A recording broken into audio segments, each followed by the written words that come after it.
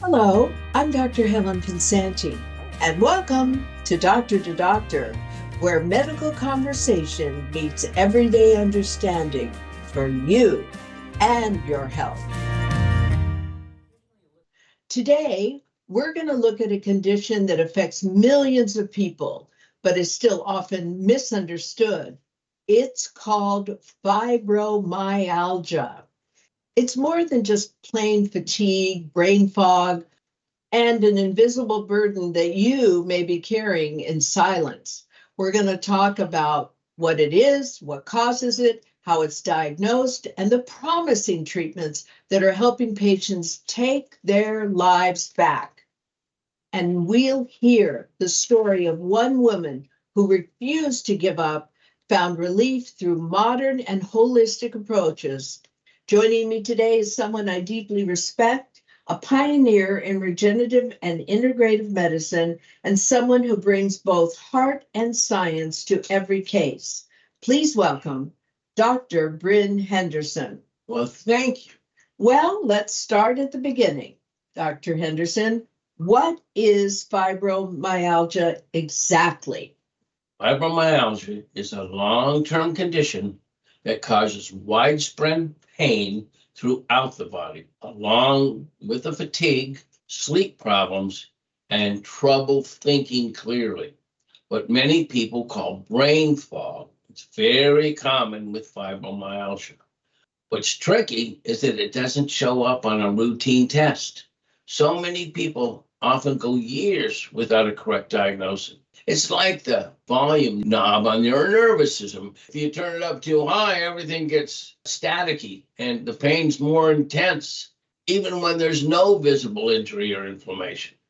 All right. Well, I've had patients like that, and they were very frustrated. In the old days, they used to think it was caused by the Epstein-Barr virus. Is that still true, or we've got new causes and we've gotten rid of the Epstein-Barr virus? It's associated, but there's no single cause. In fact, it's triggered by many things, like viral infections, like an Epstein-Barr, but emotional trauma or even long-term stress can do it. Genetics played a huge role. If someone in your family has fibromyalgia, your chances of developing it are higher than if not. And then there are deep factors we're still learning about, like how experiences in the womb and early childhood set the stage for chronic pain later in life. So it's not just in their head.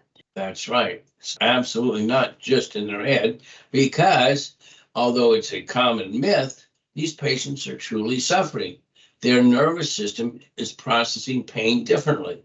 It's very real, and the impact it has on the daily life is huge. We need an approach that is compassionate as well as scientific. All right. So, what are some of the most common symptoms people notice and should seek help about?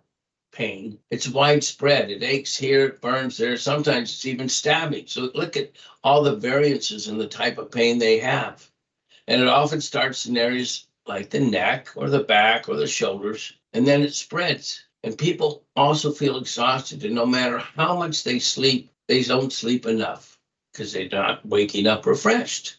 They may struggle with focus, memory, this brain fog stuff. We see that in our brain mapping all the time. And many also have migraines and, as is usual, gut issues like irritable bowel or anxiety and depression. Either way, they have complex patterns that are very difficult to put a finger on. Well, let's get specific. Let's talk about one of your patients that came in and had chronic fatigue or fibromyalgia. What did you do for her? Well, a little background. She was a 44-year-old female who had been in pain for over 3 years, started after a bad viral illness and a period of high stress.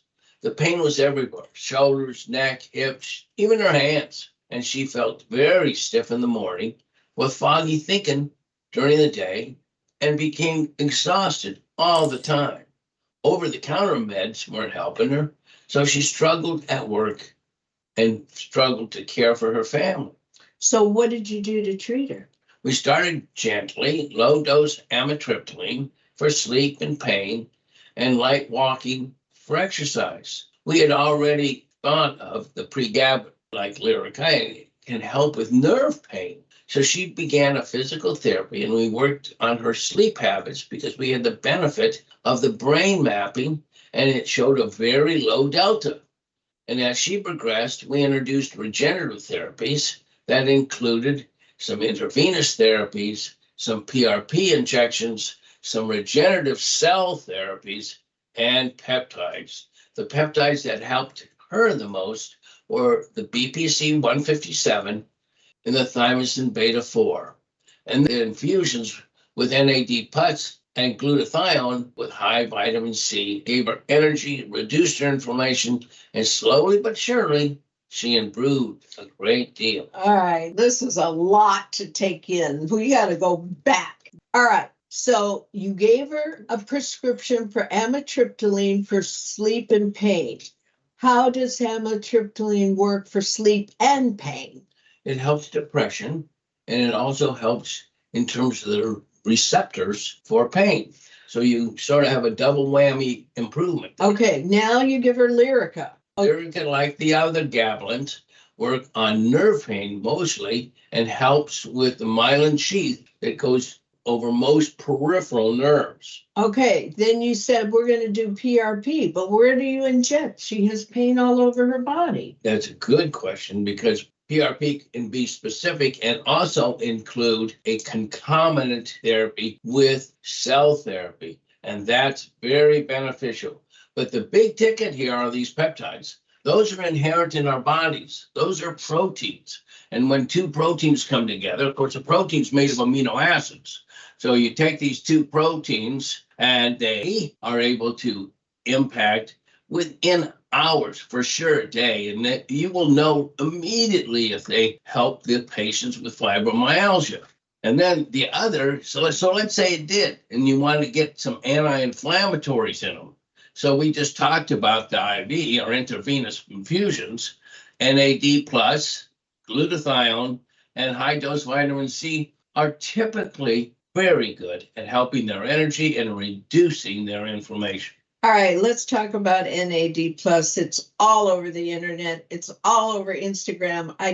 Every day I get like 5 ads about NAD. You can't use this kind. You can't use that. This is bad. If your doctor's giving you this, it's the wrong one. Mine is the best one. Yours is the wrong one. Explain what NAD is and why they're being bombarded with ads to buy NAD right now, all over the internet. There were some studies that showed that NAD plus was very, very favorable. In fact, it's probably one of the backbones of anti-aging. And that is why, with its strong antioxidant facets, why it's so ubiquitous almost. It's all over the place because it's an anti-aging supplement. It's very good infusion. Can you take it orally? Because they're pushing it to take orally. Well, anything taken orally is going into the liver. It's going to be broken down before it even hits the gut, and then it's going out the kidneys. So the answer is, yeah, about a third or less than half the strength you get when you're getting an infusion. So it's a question of value. What's the bang for your buck? Yeah. So when you give the injections to the PRP, are you adding hyaluronic acid like you do with the other inflammations? Yes, especially if your target is a joint. Because remember, that is a lubricant. Okay. All right. So you talked about IV therapies. I'm very into IV therapies. I've seen them work. I like them. I wish every doctor had it in their office, but unfortunately they don't. You do. So let's talk about some of the IV therapies that you would give anybody with fibromyalgia, because as you say all the time, it's not a one size fits all situation. Well, there's facets of intravenous therapy that's very strong in terms of fibromyalgia. Magnesium comes to mind because it helps with the muscle cramps. And the various vitamin B vitamins, they're all water soluble. And so if there's any excess, you just void them out. Yeah. The antioxidants we alluded to and vitamin C and NAD plus are very, very helpful there. So this woman, how did she go out of your office kicking up her heels and saying, I'm healed and thank you, Dr. Henderson? What happened? Well, she was ready to dance. She was. Yeah, it was a lot of fun. I teased her a little bit, but we combined Eastern and Western approaches. And so sometimes the acupressure points, like in this case, SP21 and LI11 are very helpful. And that trigger point therapy works well with kinesiology as well as physical therapy. It's a very calming approach to the nervous system, which is why it's so popular in the Eastern cultures. Acupuncture and acupressure are very, very successful. Oh, that is nice to hear. And lab tests? Lab tests are always going to show inflammatory. And so your SED rates and your C-reactive proteins and things like that will be elevated. And sometimes, if they're not elevated, if they're normal, then many people question the diagnosis. Okay. So we know that people can get better.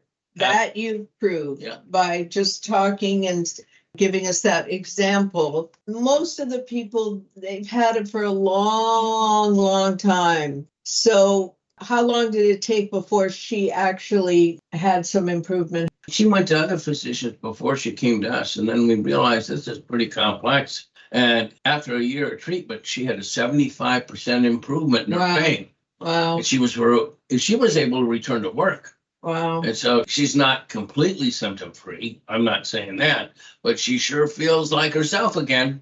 And especially that they can get their life back and get to work and not be at home crying their eyes out. So what message do you want to give to someone who's listening to us, struggling right now? I tell them, you're not imagining this and you're not alone. Fibromyalgia is very real, and so is the pain.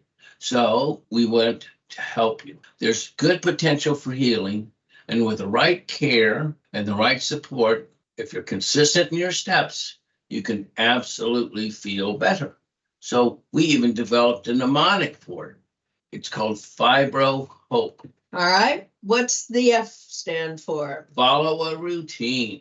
I. That include gentle but consistent exercise. B. Is balance, activity, and rest. R. Relaxation techniques. O. Optimize sleep. H. Is a healthy diet. O. Is open up about symptoms. Explain them. P. Is pain management. E. Is emotional support. Every small step matters because every day is a chance to get closer to being healed. All right. Well, I've learned a lot. I didn't know that you could use PRP, exosome stem cells for fibromyalgia because in my day we did other things. But now we have cutting edge techniques and I hope you will seek them out. A huge thank you to Dr. Bryn Henderson for sharing his expertise and reminding us all that healing can happen. If you would like to see Dr. Bryn Henderson in person, I encourage you to call 714-639-4013. His office is at 615 East Chapman Avenue in Orange, California. That's in Orange County, California. And if you'd like to get in touch with me, go to my website, www.askdrhelen.com. That's www.askdrhelen.com. Until next time, I'm Dr. Helen PENSANTI. This is Doctor to Doctor, where real doctors share innovative information to bring hope to you for your health. Join us next time. Bye for now.